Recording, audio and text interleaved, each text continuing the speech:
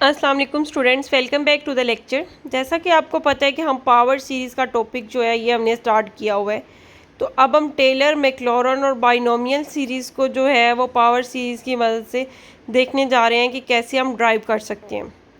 तो सबसे पहले इसमें हम एक पावर सीरीज़ जो है वो उसको कंसीडर कर लेते हैं, जिसको हमने फंक्शन एफ़ की फॉर्म में रिप्रेजेंट किया है। यहाँ पर एफ़ ये हमारे पास कोई फंक्शन है जिसको हमने इस पावर सीरीज़ की फॉर्म में जो है वो हमने लिख लिया है, या हम ये कह सकते हैं कि इस पावर सीरीज़ को हमने रिप्रेजेंट किया है एफ ऑफ एक्स कोई भी फंक्शन की फॉर्म में। और हमने यहाँ पर हम अब क्या देख सकते हैं कि हमें एक तो ये एक्स जो है ये तो हमारे पास वेरिएबल है, ए हमारे पास हेल्प आउट करता है इंटरवल ऑफ कन्वर्जेंस को फाइंड करने के लिए। जैसा कि हमने फर्स्ट पावर सीरीज़ के लेक्चर में सीखा था कि हम इंटरवल ऑफ कन्वर्जेंस जो है वो कैसे फाइंड कर सकते हैं। अब सबसे पहले तो आपको उन दोनों लेक्चर्स की अच्छे से अंडरस्टैंडिंग होनी चाहिए ताकि आपको ये टेलर सीरीज़ की डेरिवेशन जो है वो अच्छे से समझ आ जाए। उसके लिंक जो है मैंने डिस्क्रिप्शन में ऐड कर दिए हैं, आप उनको जो है वो विज़िट कर सकते हैं उन दोनों लेक्चर्स को। अब यहाँ पर हमें जो है फाइंड आउट करना है वो वैल्यूज़ करनी है, जो इन कोफिशेंट्स की वैल्यूज़ जो हैं ये हमने फाइंड आउट करनी है। ये जो C0, C1, C2, C3, C4 ये सारी वैल्यूज़ जो हैं ये अननोन्स हैं। ये कोफिशेंट्स, इन कोफिशेंट्स की वैल्यू जो है हमें फाइंड आउट करनी है। तो इसके लिए सबसे पहले तो हम ये करते हैं कि हमारे पास ये जो इक्वेशन 1 है इसमें हम x की जगह a पुट कर देते हैं। तो हम देख सकते हैं कि फर्स्ट टर्म के अलावा बाकी इसकी सारी की सारी जो टर्म्स हैं वो क्या हो जाएंगी, ज़ीरो हो जाएंगी। सिर्फ हमारे पास फर्स्ट टर्म बच जाएगी कि जो हमारे पास f ऑफ a की वैल्यू हमारे पास क्या आ जाएगी, C0 आ जाएगी, अगर हम इस इक्वेशन में पुट करते हैं। अब नेक्स्ट हम जो है इसी f ऑफ x के डेरिवेटिव्स लेते जाएंगे। फर्स्ट डेरिवेटिव लेंगे, फिर उसमें x is equal to a put करके देखेंगे कि उसकी वैल्यू क्या आती है हमारे पास। फिर सेकंड डेरिवेटिव लेंगे, उसमें भी हम यही करेंगे कि x is equal to a put करेंगे।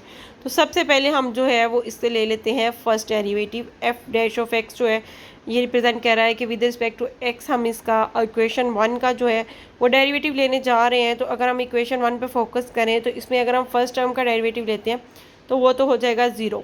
अगर हम सेकेंड टर्म का इसकी डेरिवेटिव लेते हैं तो वो हमारे पास आ जाएगा C1 इंटू एक्स माइनस ए है। तो C1 तो हमारे पास कांस्टेंट बाहर आ जाएगा, और x माइनस ए का अगर हम डेरिवेटिव देखें विद रिस्पेक्ट टू x तो वो हमारे पास आ जाएगा 1, क्योंकि a का डेरिवेटिव हमारे पास जो है वो 0 हो जाएगा और x का derivative with respect to x जो है वो हमारे पास आ जाएगा 1।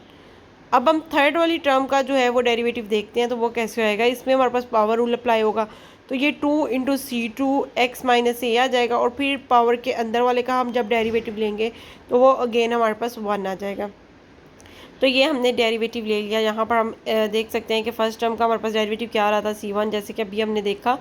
इसका हमारे पास जो है ये x माइनस ए का स्केयर था और C2 इसके साथ मल्टीप्लाई हो रहा था, तो इसका डेरिवेटिव हमारे पास पावर रूल की मदद से ये आ गया हमारे पास 2 into C2 into x minus a. और थर्ड वाली टर्म पे अगर हम फोकस करें, ये हमारे पास थी C3 एक्स माइनस ए क्यूब, ये टर्म थी हमारे पास, और इसका डेरिवेटिव हमारे पास क्या आ गया है 3 इंटू C3 और x माइनस से स्क्वायर, क्योंकि पावर रूल में हम उसकी पावर में से एक कम कर देते हैं। तो ये हमारे पास बेसिकली इसका हमारे पास आ गया है डेरिवेटिव। अब इसमें हमने क्या करना है, जैसे मैंने आपको कहा था कि जैसे हमने फंक्शन में पुट करके देखा था, अब ये हमारे पास सेकंड इक्वेशन आ गई है जिसमें हमने फर्स्ट डेरिवेटिव लिया है। इसमें भी हम x इज इक्वल टू ए पे इसकी वैल्यू फाइंड आउट करेंगे। तो वो हमने अगर देखें तो वो हमारे पास आ जाएगी C1, क्योंकि बाकी सारी की सारी इसकी टर्म जो है वो 0 हो जाएंगी, सिर्फ फर्स्ट वाली C1 वाली टर्म बच जाएगी। अब इसकी अगेन हम डिफ्रेंशिएशन करने जा रहे हैं। जो हमारे पास ये इक्वेशन 2 आई है फर्स्ट डेरिवेटिव लेने के बाद, इसका हम सेकंड डेरिवेटिव जो है वो लेना चाहते हैं। तो ये हमारे पास सेकंड डेरिवेटिव अब इसका फाइंड करने लगे हैं। तो अगर हम इसको देखें तो ये C1 का डेरिवेटिव जो है ये कांस्टेंट टर्म है, 0 हो जाएगा। और C2 के डेरिवेटिव की तरफ मूव करते हैं तो यहाँ पर हमारे पास अगेन पावर रूल जो है वो हमारे पास यूज़ होगा, और इसका हमारे पास डेरिवेटिव जो है वो आ जाएगा C2 वाले के लिए अगर हम देखें तो ये 2C2 जो है ये हमारे पास आ जाएगा, और x माइनस ए का डेरिवेटिव तो 1 हो जाएगा। क्या सिमिलरली आप थर्ड वाले की तरफ मूव करते हैं टर्म की तरफ, तो यहाँ पर हमारे पास पावर रूल यूज़ हो रहा है, और पावर रूल यूज़ होने के बाद ये हमारे पास आ गया है 2 जो है वो ये पावर वाला आ गया हमारे पास, और 3C3 ऑलरेडी हमारे पास मौजूद था, और x माइनस ए इसकी पावर में से 2 माइनस 1, तो ये 1 इसकी पावर हमारे पास आ गई है। अब अगेन इसी टर्म पे भी उसी तरह हम लोग जो है वो पावर रूल जो है वो अप्लाई करेंगे, तो ये हमारे पास इसका डेरिवेटिव आ जाएगा।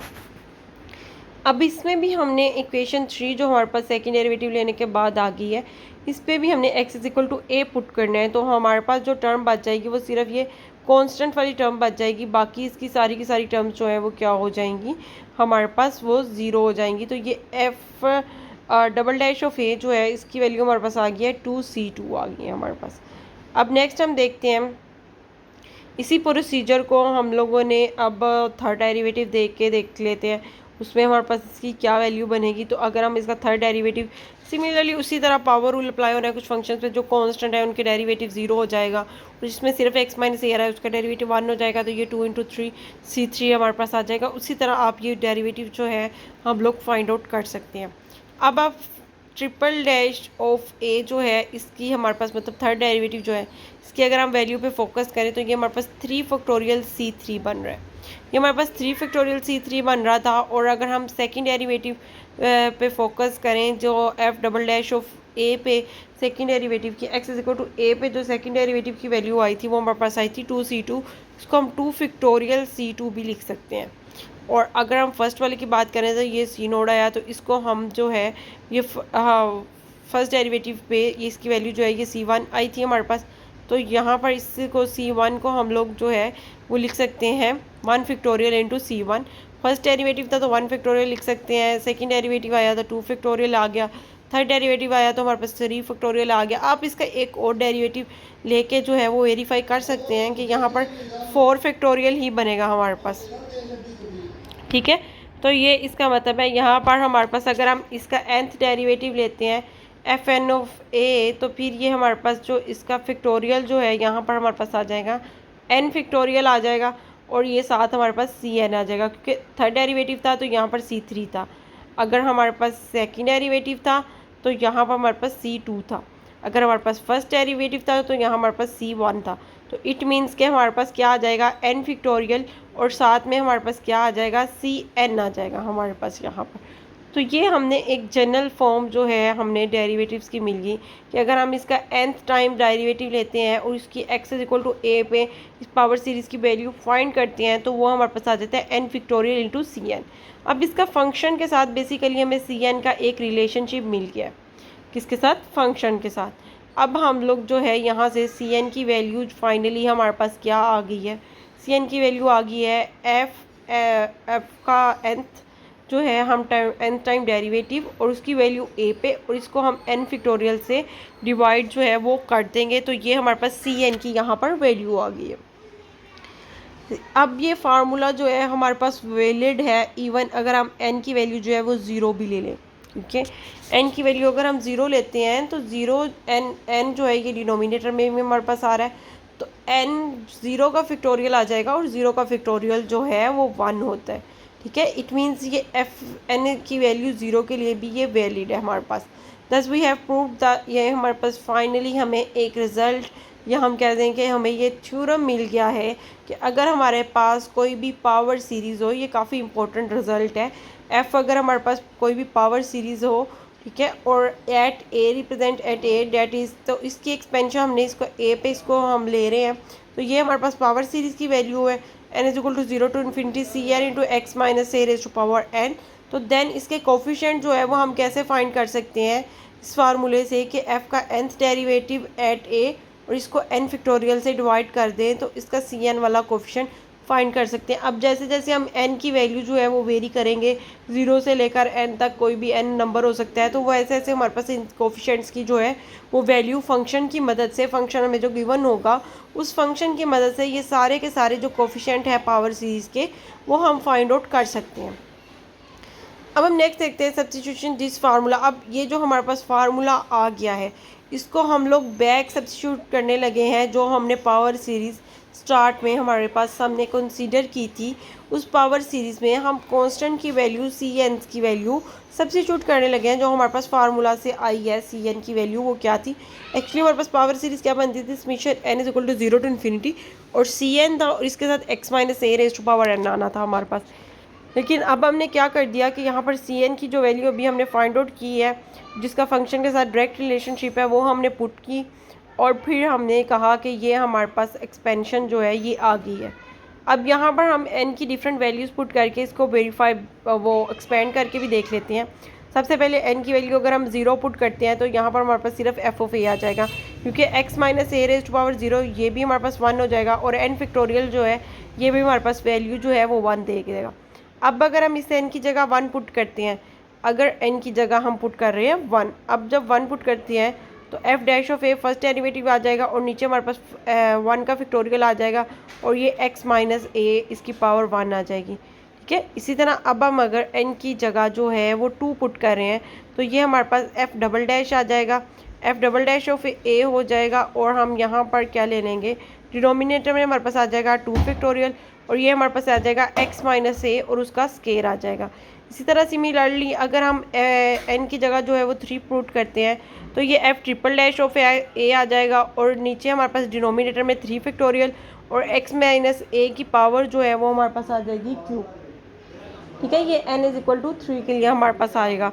तो इसी तरह ये हमारे पास बेसिकली ये जो हमारे पास एक्सपेंशन जो हमें मिल गई है इक्वेशन 6 में, इसको हम लोग कहते हैं कि ये हमारे पास जो एक्सपेंशन है ये एक्सपेंशन टेलर सीरीज़ की है। ये हमारे पास टेलर सीरीज़ आ गई है किसी भी फंक्शन f की अबाउट a या सेंटर्ड एट a, जिसको अबाउट a हमने या जिसका सेंटर हमारे पास क्या आ रहा है a पे, ये हमने वो जो है वो टेलर सीरीज़ हम लोगों ने फाइंड आउट कर ली है। अब नेक्स्ट हम देखने जाते हैं कि इसकी मैक्लॉरन सीरीज़ क्या होती है। मैक्लॉरन सीरीज़ बेसिकली टेलर सीरीज़ का एक स्पेशल केस है जिसमें हमारे पास a की वैल्यू जो है वो हम पुट करते हैं 0। अगर हम a की जगह 0 पुट कर दें तो जो हमारे पास टेलर सीरीज़ है वो हमारे पास बन जाएगी मैक्लॉरन सीरीज़। तो यहाँ पर हम लोग a की जगह पुट करने जा रहे हैं 0 वैल्यू। तो a की जगह अगर हम 0 पुट करते हैं मतलब उसका डेरिवेटिव्स की वैल्यूज़ जो हमने फाइंड करनी है वो at a is equal to 0 पे फाइंड करनी है, तो ये हमारे पास बन जाएगी मैक्लॉरन सीरीज़। ठीक है, तो टेलर सीरीज़ हमारे पास क्या आ रही थी, उसमें हमारे पास x माइनस ए ये हमारे पास आ रहे थे, और यहाँ पर हमने x की a जो है वो हमने a जो है वो 0 पुट कर दिया, तो फिर हमारे पास ये क्या बन गई है मैक्लॉरन सीरीज़। यहाँ पर हमारे पास सिंपल जो है वो xn आ जाएगा। ठीक है, a तो 0 हो गया तो x की पावर n आ जाएगी, जैसे जैसे हम f ऑफ 0 आएगा फिर f डैश ऑफ 0 आएगा और x की पावर 1 हो जाएगी, एफ डबल डैश ऑफ 0 हम 2 फैक्टोरियल और x की पावर हमारे पास यहाँ पर 2 हो जाएगी। इसी तरह ये हमारे पास जो है बन गई है अब मैक्लॉरन सीरीज़। अब हमारे पास एक फंक्शन गिवन है जिसकी हमें मैक्लॉरन सीरीज़ जो है वो हमने फाइंड करनी है। तो हम क्या कर सकते हैं, e raise to power x जो है ये हमारे पास फंक्शन गिवन है और इसकी हमने करनी है मैक्लॉरन सीरीज़ फाइंड। तो इसके nth डेरिवेटिव्स जो है वो हम फाइंड आउट करेंगे और एट 0 पे इसकी जो है वो वैल्यूज़ फिर फाइंड करके इसकी हम लोग जो है मैक्लॉरन सीरीज़ बना लेंगे। इसके लिए सबसे पहले 1 बाय 1 करके इसके आप डेरिवेटिव्स की वैल्यू फाइंड कर लें। एटलीस्ट 2-3 जो है वो डेरिवेटिव्स जो है आप मस्ट फाइंड किया करें। अब इसका फर्स्ट डेरिवेटिव सिर्फ 1 बन रहा है, उसके बाद हमारे पास x आ रहे हैं, तो हमारे पास जो है इसके जो डिफरेंट डेरिवेटिव्स आ जाएंगे, फिर उनकी वैल्यू जो है वो हमने x इज इक्वल टू 0 पे फाइंड आउट कर लेनी है। तो अब यहाँ पर हम लोग देख लेते हैं कि यहाँ पर हम ये डेरिवेटिव हमारे पास इसका अगर हम देखें तो e raise to power x का डेरिवेटिव जो है वो इसके चाहे हम जितने मर्जी डेरिवेटिव ले लें वो e raise to power x ही आना है हर दफ़ा। ठीक है, तो इसलिए मैंने इनके सेपरेट आपको डेरिवेटिव लेके नहीं दिखाए। मैंने कहा कि अगर फंक्शन हमारे पास ये है तो इसके nth डेरिवेटिव जितने भी n की चाहे कोई भी वैल्यू हो इसका derivative e raise to power x ही आना है। तो इसलिए मैंने एफ एन ऑफ इसकी वैल्यू जो है वो n डेरिवेटिव की n की वैल्यू यहाँ पर कुछ भी हो सकती है 1 2 3 4, तो वो मैंने उसको 0 पे चेक करके देख लिया कि ई रेज़ टू पावर 0 जो है वो मेरे पास क्या आ जाता है, वो 1 आ जाता है। तो सबसे पहले तो हमारे पास इसमें मैक्लॉरन सीरीज़ में अगर हम देखें तो फर्स्ट वाली टर्म तो हमें चाहिए होती है एफ ऑफ 0, फंक्शन की वैल्यू 0 पे चाहिए होती है, फिर उसके डेरिवेटिव की उसके बाद में बात होती है। तो सबसे पहले एफ ऑफ 0 अगर हम देखें तो ई रेज़ टू पावर 0 की वैल्यू हमारे पास 1 आती है, तो ये हमारे पास आ जाएगा 1। फिर इसका फर्स्ट डेरिवेटिव हमने फाइंड करना है और साथ x की पावर भी 1 हो जानी है, और नीचे हमारे पास आ जाएगा n फैक्टोरियल। तो x की पावर यहाँ पर हमारे पास x की पावर 1 आ गई है और ये हमारे पास 1 फैक्टोरियल आ गया है, क्योंकि ई एफ एन ऑफ 0 जो है वो तो वही 1 गया है ना, कोई भी हमारे पास वैल्यू हो, कोई डेरिवेटिव हो, उसकी वैल्यू 1 आ जानी है। तो ये सिर्फ हमारे पास इतनी जो है वो इस फॉर्म में हमारे पास ये मैक्लॉरन सीरीज़ बन गई है। इसको एक्सपेंड करके भी देख सकते हैं बेसिकली, और यहाँ आप सेपरेट सेपरेट 1 बाय 1 डेरिवेटिव लेके बाद में इसको सम की फॉर्म में लिख के चेक कर सकते हैं, वेरीफाई ये चीज़ें आप कर सकते हैं। अब नेक्स्ट जो है वो एक और इसका जो है, अगर आप रेडियस ऑफ कन्वर्जेंस फाइंड करना हो तो वो आपको रेशो टेस्ट जो है, जैसे कि हम पहले डिस्कस कर चुके हैं रेशो टेस्ट, तो उसकी मदद से हम इंटरवल ऑफ कन्वर्जेंस या रेडियस ऑफ कन्वर्जेंस जो है वो इसका फाइंड कर सकते हैं। तो मैं इसमें एक एग्जांपल में आपको बता भी देती हूँ कि इसका ये रेडियस ऑफ कन्वर्जेंस हमने किस तरह फाइंड किया। यहाँ पर हमने रेशो टेस्ट यूज़ किया। रेशो टेस्ट में हम दो कंसेक्टिव टर्म्स के लिए यूज़ करते हैं, an+1 और an, और इसको हम फिर सिंप्लीफाई कर लेंगे। ये मैंने आपको पहले ही डिटेल में इसको सिंप्लीफाई करना सिखाया हुआ है, उसके लिए भी आप रेशो टेस्ट वाला रिवाइज भी कर सकते हैं लेक्चर। तो यहाँ पर हमारे पास आ जाएगा x मोड आ जाएगा, और डिनोमिनेटर में सिर्फ हमारे पास n+1 बच रहा है, क्योंकि n फैक्टोरियल जो है वो n फैक्टोरियल से कैंसिल आउट हो जाएगा, x⁴n से कैंसिल हो जाएगा और बाकी सिर्फ x बच जाएगा। अब इसकी आपने लिमिट चेक करनी होती है इन्फिनिटी पे। अगर हम एन अप्रोचेज टू इन्फिनिटी ले रहे हैं तो ये किस नंबर को अप्रोच कर रहा है, ये हमने चेक करना होता है। तो वहाँ से हमें पता चलता है कि वो अगर <1 आ जाए तो हम कहेंगे कि ये कन्वर्जेंट है, ठीक है। और अगर <1 आ गए तो उस पर डाइवर्जेंट होता है, और =1 पे आपको पता है कि ये हमारे पास टेस्ट जो है वो फेल हो जाता है।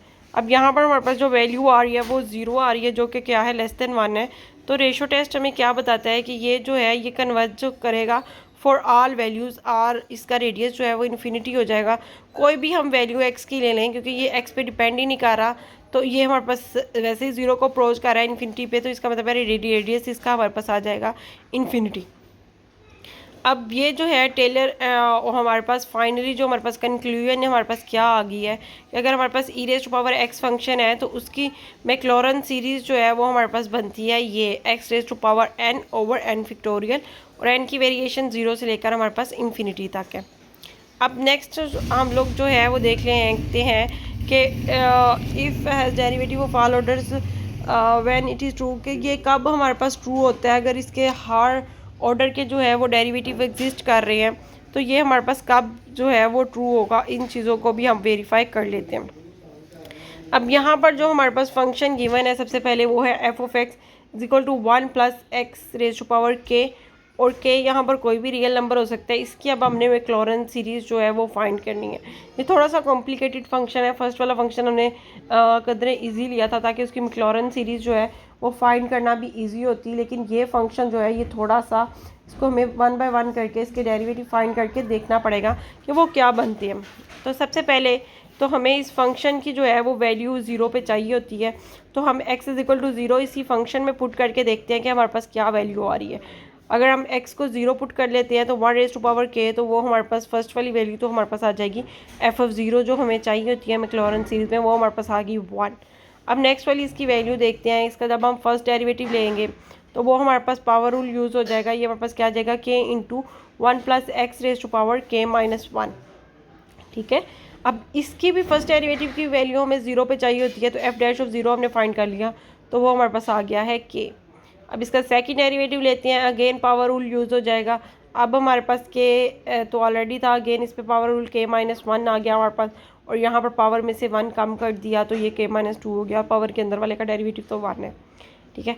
तो ये इसके f" जो सेकंड डेरिवेटिव है इसकी भी हम 0 पे वैल्यू फाइंड अगर कर लें तो x की जगह हम 0 पुट करना है, तो ये हमारे पास आ जाएगा k × k-1, ये वैल्यू हमारे पास आ जाएगी। इसी तरह हम इसका थर्ड डेरिवेटिव फाइंड आउट करेंगे पावर यूज़ करके, फिर उसमें भी हम 0 पुट करेंगे x की जगह, तो वो हमें वैल्यू जो दे देगा वो हमारे पास आ जाएगी k × k-1 × k-2। आप ये सारी वैल्यूज़ जो है खुद फाइंड आउट करके इनको वेरीफाई कर लीजिएगा। अब ने इसी तरह जो हमें पैटर्न मिल रहा था उसी पैटर्न को देखते हुए हमने इसकी जनरलाइज फॉर्म जो है वो लिख देनी है कि अगर हम इसका nth डेरिवेटिव फाइंड करते हैं और फिर उसकी जो है वो 0 पे वैल्यू चेक करते हैं तो वो हमारे पास क्या आती है, वो अब हम देखने जा रहे हैं। अब देखें, अगर हमारे पास इसका जो है वो फर्स्ट डेरिवेटिव था, अगर हमारे पास इसका फर्स्ट डेरिवेटिव था तो उसमें हमारे पास इसकी वैल्यू क्या आई, k और 1 + x⁻k-1। k में से क्या माइनस हो रहा है, 1 माइनस हो रहा है 1 + x की पावर में, क्योंकि फर्स्ट डेरिवेटिव है। अब अगर सेकंड डेरिवेटिव को मूव करें तो वहाँ पर हमारे पास क्या आ रहा है, के था ओनली फर्स्ट डेरिवेटिव में, और सेकंड डेरिवेटिव में के इंटू के माइनस वन आ गया, और यहाँ पर सेकंड डेरिवेटिव है तो के में से 2 सब्ट्रैक्ट हो रहा था। और अगर थर्ड डेरिवेटिव की तरफ मूव करें और उसको देखें कि उसमें हमारे पास किस तरह का पैटर्न था, तो इसमें के इंटू के माइनस वन इंटू के माइनस टू ये हमारे पास आ रहा है, और 1 प्लस एक्स, और इसकी पावर जो है वो अब थर्ड डेरिवेटिव में हमारे पास के माइनस थ्री आ जानी है। तो ये हमारे पास आ गया थर्ड डेरिवेटिव। तो इसी तरह हम इसका nth डेरिवेटिव हम लिख सकते हैं कि उसमें हमारे पास क्या आ जाएगा, के इंटू के माइनस वन के, अब ये जाएगा कहाँ तक, के माइनस एन प्लस वन, के में से अगर हम एन को सब्ट्रैक्ट कर लें और उसमें 1 प्लस कर लें तो ये वहाँ तक हमारे पास मूव हो रहा है। इसको हम वेरीफाई करके यहाँ से देख सकते हैं कि जैसे के यहाँ पर एन की वैल्यू हमारे पास क्या थी, 3 थी, तो यहाँ पर हमारे पास क्या आया, लास्ट वाली टर्म जो है वो जो के की फॉर्म में आई वो आई के माइनस टू। इट मीन्स के में से minus three plus two, minus three plus two जो है वो हमारे पास क्या बना देगा, माइनस टू, क्योंकि बड़ी वाली के साथ नेगेटिव है तो वो माइनस टू बना देगा। इसी तरह माइनस वन भी हमारे पास बन जाएगा। तो फाइनली, और इसकी पावर में हमने क्या पैटर्न देखा था कि जितना डेरिवेटिव है उतना ही के में से माइनस हो रहा है। तो अब nth डेरिवेटिव है तो ये के माइनस एन आ जाएगा। अब इसकी ज़ीरो पे वैल्यू जो हमें रिक्वायर्ड है वो ज़ीरो पे देख लेते हैं कि ज़ीरो पे इसकी वैल्यू जो है वो हमारे पास क्या आ जाएगी।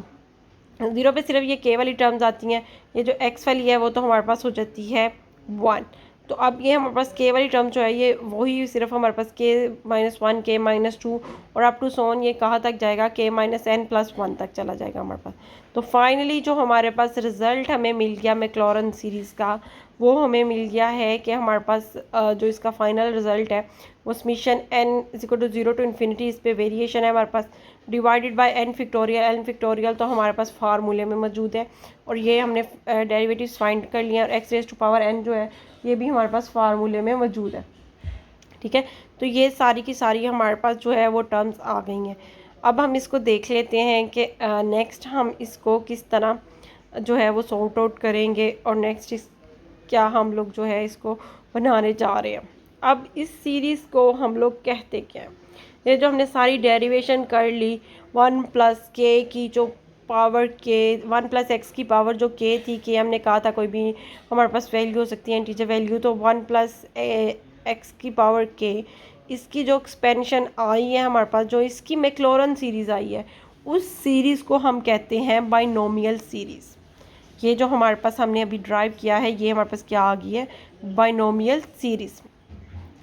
अब हमारे पास अगर हमें कोई पूछे कि बाइनोमियल सीरीज़ क्या है, तो वो हम लोग ये लिखेंगे कि 1 plus x raise to power के, और लेफ़्ट साइड पे हमारे पास ये आ जाएगा, और राइट साइड पे ये पूरे का पूरा हमारे पास एक्सप्रेशन आ जाएगा। तो ये हमारे पास आ जाती है बाइनोमियल सीरीज़। अब इसके लिए कुछ नोट है वो मैं आपको बता देती हूँ। यहाँ पर के जो है ये नॉन नेगेटिव इंटीजर है, then the terms are eventually zero and so the series is finite. ठीक है, ये हमारे पास के जो है यहाँ पर हमारे पास नॉन नेगेटिव इंटीजर है, तो फिर ये जो है हमारे पास टर्म्स जो है ये ज़ीरो होने लग जाती हैं, और जो ये सीरीज़ है हमारे पास इवेंचुअली जो है वो ज़ीरो की तरफ मूव करने लग जाती हैं, क्योंकि नॉन नेगेटिव इंटीजर है। तो ये सीरीज़ जो है हमारे पास क्या हो जाती है, फाइनाइट हो जाती है, क्योंकि n की हमने कोई ना कोई वैल्यू कहा है कि n की वैल्यू होगी।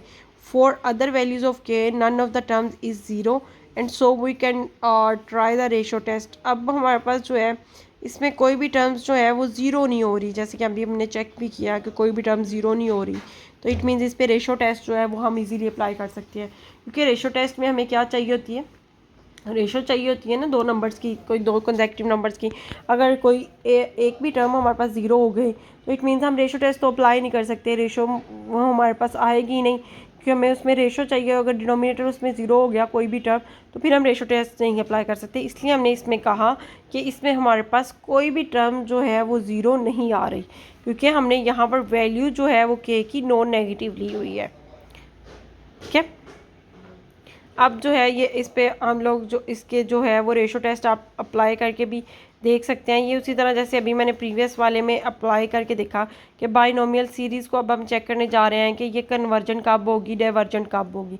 ठीक है, तो इसके लिए सिमिलरली उसी तरह हमने रेशो टेस्ट अप्लाई करना है जैसे हम अप्लाई करते आए हैं। अब सीरीज़ की nth टर्म जो है वो हमारे पास ये आती है।